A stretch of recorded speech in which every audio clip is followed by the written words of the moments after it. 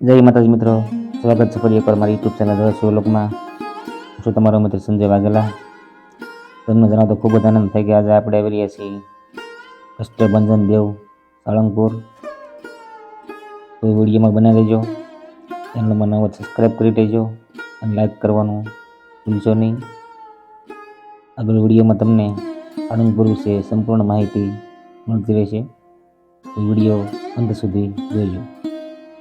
તો મિત્રો આપણે પહોંચી ગયા છીએ દાદાના દર્શને. તમે જોઈ શકો છો. તો અહીં વિશાળ ગ્રાઉન્ડમાં દાદાની 54 ફૂટ ઊંચી મૂર્તિ મૂકેલી છે, તે પણ આપણે જોઈ શકો છો.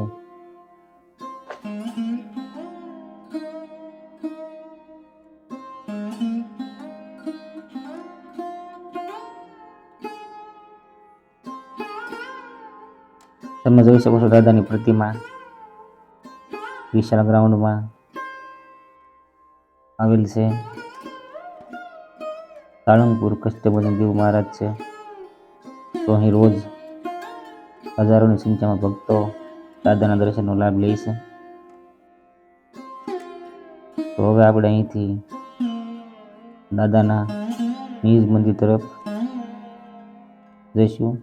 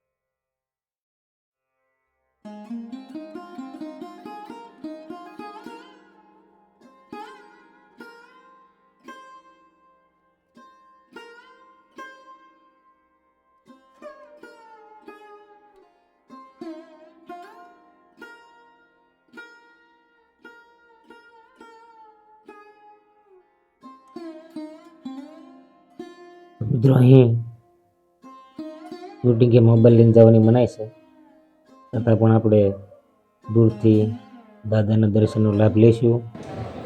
તો કમેન્ટમાં જય દાદા જરૂરથી લખજો.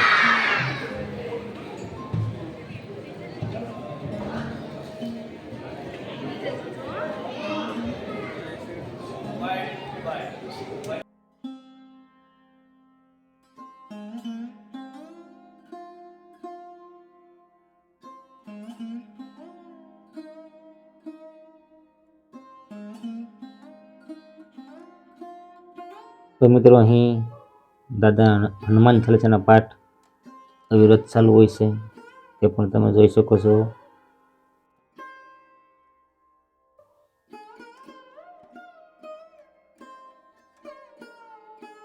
વિશાળ ગ્રાઉન્ડમાં આવેલ કષ્ટભંજન દેવ હનુમાનજી મહારાજનું ધામ સાળંગપુર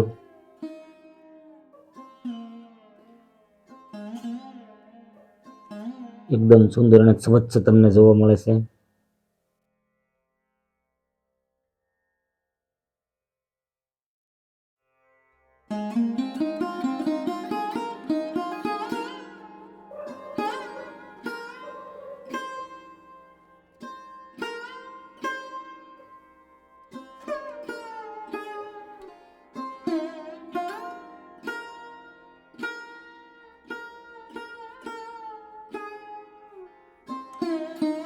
તો અહીં તમને જોઈ શકો છો ભોજનશાળા છે. એ તમને પ્રસાદી રૂપી ભોજન અહીં દાદાના મંદિર તરફથી વિના મૂલ્યે મળે છે.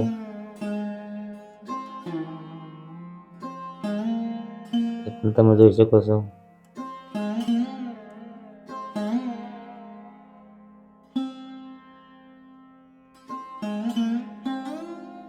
એકદમ સુંદર અને સ્વચ્છ જગ્યા સાળંગપુર ધામમાં જ તમને જોવા મળે.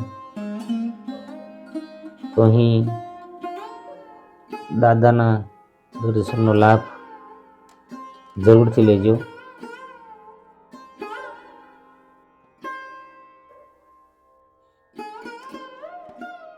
તો હવે આપણે અહીંથી પાછા દાદાની વિશાળ પ્રતિમા તરફ જઈશું. ફરીવાર દાદાના દર્શન કરશું. તો મિત્રો આ મંદિર સાળંગપુરનું આ મંદિર અમદાવાદથી 150 કિલોમીટરના અંતર આવેલું છે. જે ભાવનગરથી માત્ર 88 કિલોમીટરના અંતર આવેલું છે.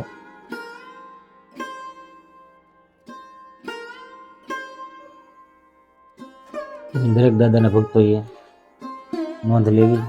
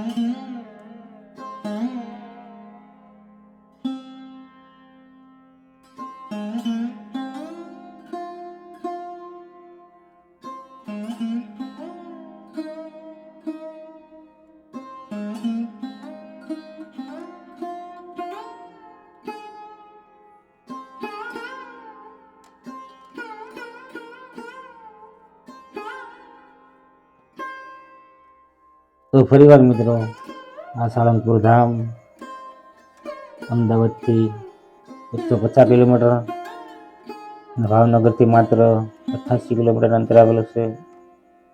તો મિત્રો આજના વ્લોગમાં આટલું જ.